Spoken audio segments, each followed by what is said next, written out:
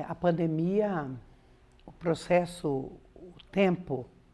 o tempo que vivenciamos a pandemia, enquanto nós estávamos no susto, querendo entender, num pouco de sufoco, querendo compreender, na verdade, do que se tratava, nós vivemos um tempo um pouco atropelados na emoção. E principalmente a maior emoção que veio foi a emoção do medo. Eu não sei como foi isso para vocês, mas para mim, eu me apercebia nesse medo. O medo da morte, o medo de não dar conta, o medo de como é que seriam as pessoas. Um medo, existia um medo. Então, parece-me que a grande maioria viveu esse pavor de lidar com o desconhecido. Então, se nós pegarmos o tempo da pandemia, nós passamos por várias emoções à medida que essa pandemia também foi ganhando espaço, ela foi se completando em si mesma, né? E o tempo foi passando e os meses passaram, entrou um ano e depois nós lidamos também com a frustração de achar que ela acabaria e nos mostrou que não é assim, porque para algumas coisas existe um tempo, aí a gente fala tanto sobre isso, né? Eu sinto que na pandemia nós pudemos experimentar isso. É um processo. O que é o processo? É a caminhada. Nós precisamos passar, né? Não teve uma coisa que você teve que escolher, eu quero ou não. Você precisou escolher passar e lidar, inclusive, com a frustração de ter que sair do compasso do acelerar, diminuir a marcha. Foi um processo para aqueles que estão mais acordados e mais atentos. Foi com esse tempo que nós vivemos e, claro, com esse sentimento, né? Da paura, da frustração, de uma certa agonia. Vocês não sentiram, por muitas vezes, muitas agonias? Uma agonia, e agora como vai ser semana que vem? Como que vai ser daqui um mês? Como será daqui 6 meses? Eu não sei, para muitos de nós, para mim foi assim. É como se nós tivéssemos algo para alcançar, com todo o aprendizado da pandemia, com todo o aprendizado, na verdade, das relações que se estabeleceram na pandemia e a relação com a gente mesmo.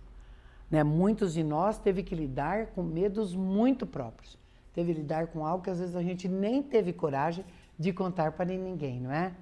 Então, a pandemia nos proporcionou um grande aprendizado, nos proporcionou olharmos para os nossos medos, para as nossas sensações, para as nossas emoções. E também, para mim, me proporcionou, acho que para muitos de vocês, também dar uma revisada na fé. Muitos de nós aprendeu a rezar de novo. Aprendemos a orar de novo.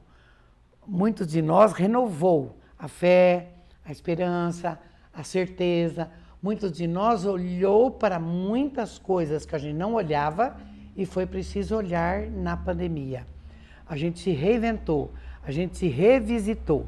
Nós nos revisitamos internamente e lidamos com muitas coisas. E tem coisas que nós não fomos capazes de contar para ninguém, né? De muitas angústias, muitos sobressaltos e também aquilo que às vezes a gente fala muito como uma frase muito bonita, né? Cada dia é um dia. No processo da pandemia, verdadeiramente, nós pudemos sentir isso. Que era cada dia um dia. Todo dia. Amanhecia, glória a Deus, não é? A gente orava, agradecia, ficava num profundo sentimento de gratidão, passava o dia e todas as notícias. E nós lidamos o tempo todo com a vida e a morte.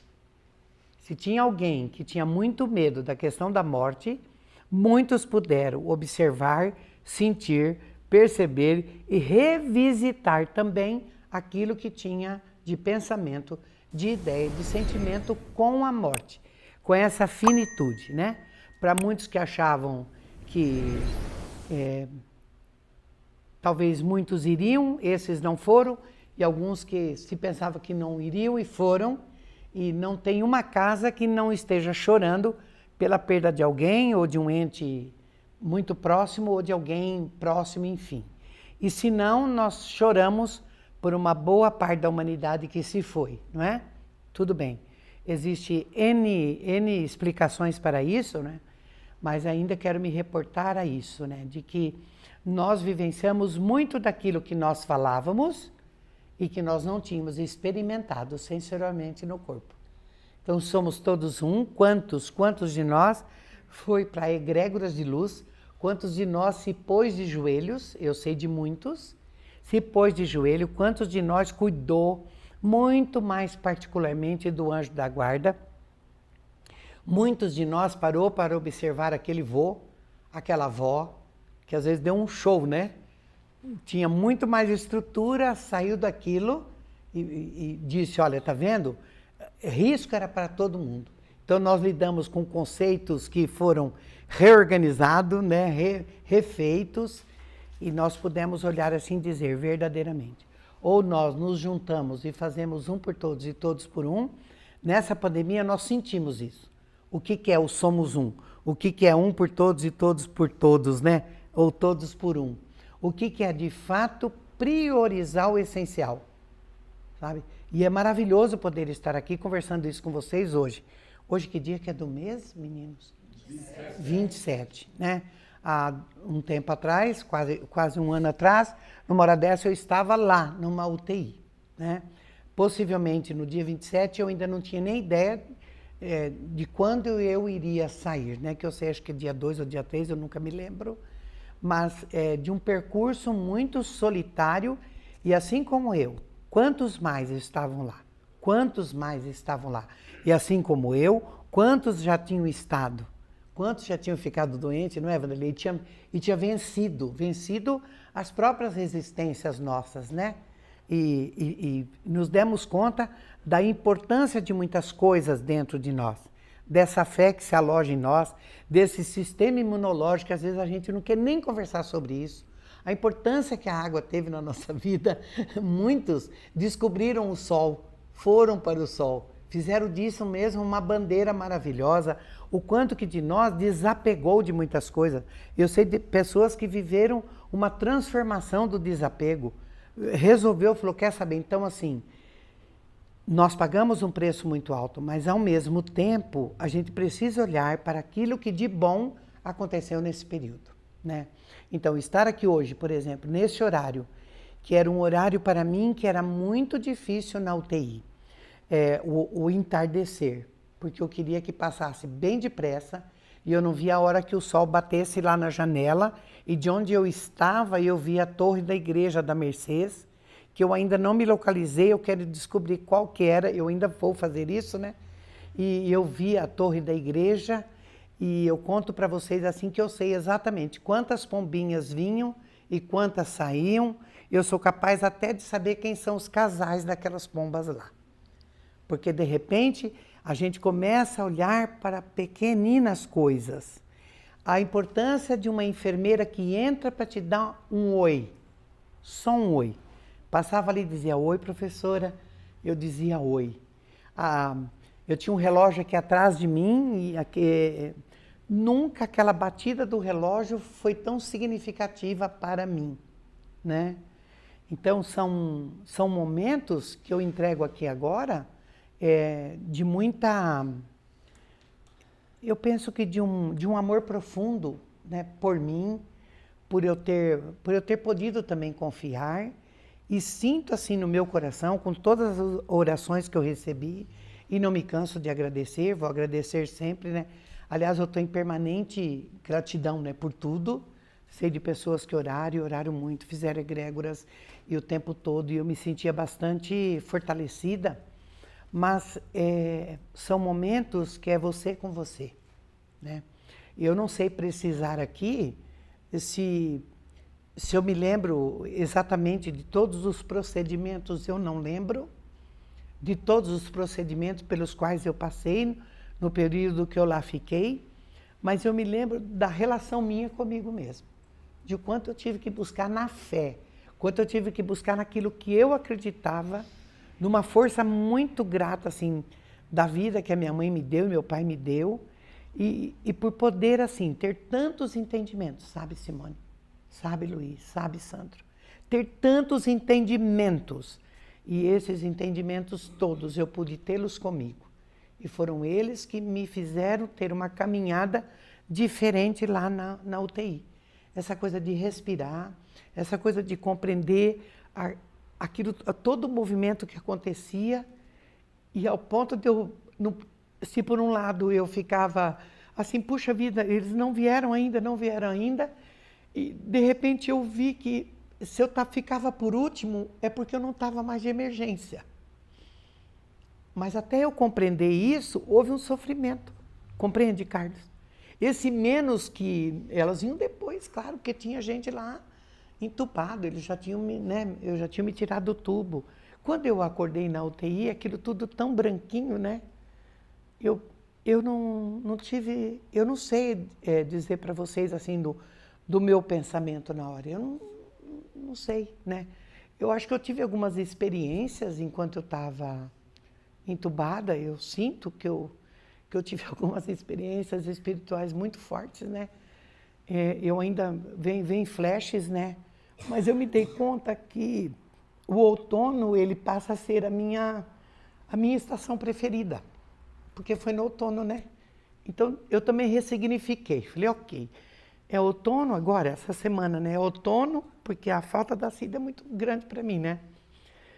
E eu disse, o outono, olha só, né? Eu vou ressignificar esse negócio. Maravilha, foi tudo. Eu pude entregar tudo, ok. Então que a vida, que venham brotos novos, que eu me renove na fé. Nossa, que maravilha. Que outono abençoado, compreende? Eu precisei ressignificar mesmo, né?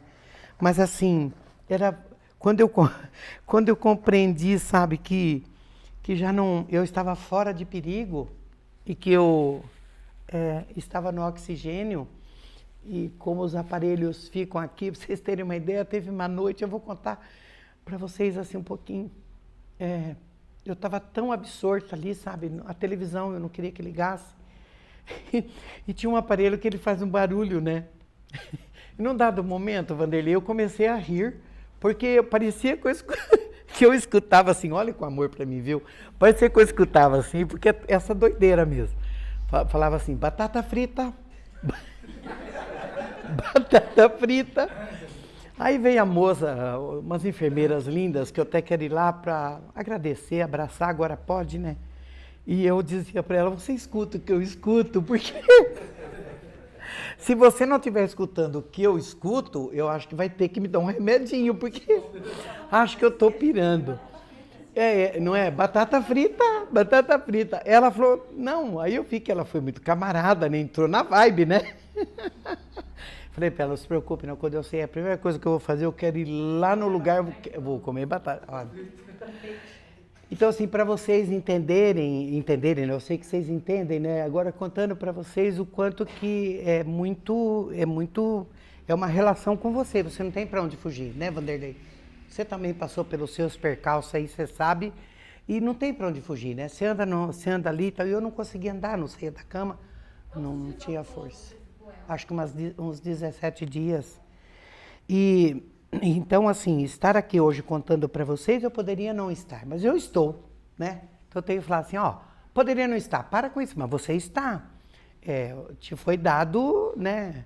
Ou você mesmo conseguiu isso aí, né, Vanderlei? A gente, né? Cada um tem seu tempo. Então, assim, é um outono, mas é um outono que a sensação que eu tenho que nós estamos, sabe, foi feita uma poda. Né? Como uma planta assim que, às vezes a planta está lá tão bonita, a minha vizinha dizia, Elza, embora essa planta ela esteja bonita, mas na hora de podar você vai ter que podar rente, porque quando ela vem, ela vai vir com uma força muito grande e você vai ver que as flores vão estar muito mais bonitas. Mal sabia minha vizinha que ela estava contando para mim o meu processo, né? Então, ok. Então, sim para a poda, sim para o outono. Sim, então mas é muito interessante estar aqui, sabe? Porque quando eu fui para o hospital, eu não me vi internando, eu não me vi, né? Até certo ponto eu estava bastante assintomática, mas já estava com o pulmão aí com seus quase 70%, então era bastante, né? Então assim, queridos, olha, contar isso para vocês é muito bom. Então, todo dia eu tenho refeito um pouco esse processo, né? Olhado, sentido, percebido, que é para não esquecer. que é para sempre se lembrar, né? Do milagre, da fé renovada. Nós estávamos em plena e constante oração. Eu sentia, né? Muito amor. Aí teve, claro que lá na UTI eu surtei, eu devo ter brigado lá com alguém, é sinal que a gente está ficando bom, mas não é verdade não. É porque fazia ainda hoje, de vez em quando eu ainda tenho umas anamnésias assim, fico meio, não sei, meio passado, já avisei, quando eu fizer isso é só me trazer de volta e aprender, né? Aprender a comer de novo. Alguém te dar comida na boca. Aprender. O primeiro dia que a menina trocou minha refeição, e ela falou: a senhora precisa de mais alguma coisa? Eu falei, aí era a pergunta que eu precisava, né, Vanderlei? A senhora precisa de mais alguma coisa? Nossa, eles foram tão bons comigo. Doutor César, meu Deus, ele me ativava a memória o tempo todo, né? Doutor Guilherme, que foi que me internou, professor, eu não posso deixar a senhora ir embora, não posso. Não vamos correr esse risco. Então, assim, é uma gratidão profunda, sabe? É um sentimento de amor, assim, né? E quando eu falei para ela, eu acho que eu quero pedir uma coisa. Ela disse, o quê? Tem como você me arrumar um pouco de café? Tem como você me arrumar um pouquinho de café? Eu tô com saudade de café. Pode ser leite com café. Nossa, ela, vou ver com o médico se a gente consegue fazer aí né, alguma coisa. Aí no outro dia ela falou, olha aqui, veio tão bonitinha lá, a menina, a médica, né? Professora, conseguimos seu café com leite. Nossa, gente, quer tomar agora? Não quero, não. Então eu tinha uma estratégia para ter higiene no quarto. A senhora quer comer já? Não, eu vou esperar um pouquinho, tá muito quente. Aí a pessoa, ela voltava, entendeu? A estratégia da professora. Não, tá muito quente. Aí ela ia lá fazer uma coisa, ela voltava. Porque daí eu tinha mais pessoas. Porque ficar só, eu aprendi, né? Aprendi a estar só num ambiente de muito amor, né? Eles me cuidaram muito, sou muito grata, né? Fiquei ali no Nossa Senhora das Graças, fui muito bem acolhida, bem tratada. Mas gente, assim, é cada pedacinho, é cada trechinho, sabe? É você olhar para cada pedacinho e você ter um amor profundo, profundo, profundo por tudo isso que eu passei. Então, bendita seja a minha vida, bendita seja a permissão, né, que eu tive de continuar. Eu devo ter dito sim, né, e de fato é assim mesmo, né, que tinha que ser. Sinto muito por todos aqueles que se foram, não só pela minha irmã, né, porque em 2 anos eu perdi 3 irmãos. Quando a Cida se foi, nós estávamos há 3 meses fazendo o luto de um outro irmão mais velho, então juntou tudo, né. Mas eu sei que a Cida sabe que a gente continua o trabalho e ela pode nos abençoar, né, onde ela estiver. Então, dia 11 vai fazer 12 meses, né, que ela se foi. Então, dividir isso com vocês no dia de hoje também me é muito renovador, sabe? Porque se a gente segura tudo pra gente, o coração vai, parece que vai dar, sabe, enche. A gente fala, nossa, o que a gente vai fazer com tudo isso, né? Então, pra gente não esquecer, pra gente se lembrar. Mas bendito seja o outono, que é um outono que prepara, né, para o inverno. E tudo fica embotado, mas tudo fica dentro de uma temperatura maravilhosa, né, porque conserva. E depois aí vem a primavera e a gente vai poder dançar, cantar né, e a vida se fez. Então, obrigada por tudo, obrigada por estarem aqui comigo. Obrigada por esse compartilhar aí, eu nem pensei que ia fazer isso, mas hoje eu senti, porque eu venho sentindo assim algumas coisas de madrugada. Acordo, não consigo dormir, aí eu vejo que é um gatilho do que acontecia comigo na UTI. Então eu estou revivendo algumas coisas. Então o Covid, ele não é aquilo passou, não passa. Então se vocês têm pessoas que têm Covid, quero até dizer, acho que a Carol vai editar e postar esse vídeo, precisa olhar para as pessoas que tiveram Covid de forma mais séria. Porque são muitos sintomas, são muitas sequelas. Muitas sequelas. Das mais variadas natureza. Prestem atenção e cuidem. Cuidem mesmo, porque não é de repente, né? eu já estive lá, eu tenho partes do corpo que ainda amortecem, e eu já estive lá. Ele disse, Elza, agora é só o tempo para tudo se organizar, né? Para tudo se falar. Eu, dependendo também da forma como é e o dia, assim, não sei. Às vezes eu também sinto, parece que eu fiz um processo um pouco alérgico com o tubo, né? Então, mas em homenagem, sabe? Em homenagem a todas as orações, em homenagem a todos aqueles, né, que também perderam os seus, a gente pode seguir e nos fortalecermos, né? Então, gratidão, muito obrigada, viu? E estamos aqui. Então é isso, Carol. Acho que por hoje tá de bom tamanho, ok? Obrigada, viu?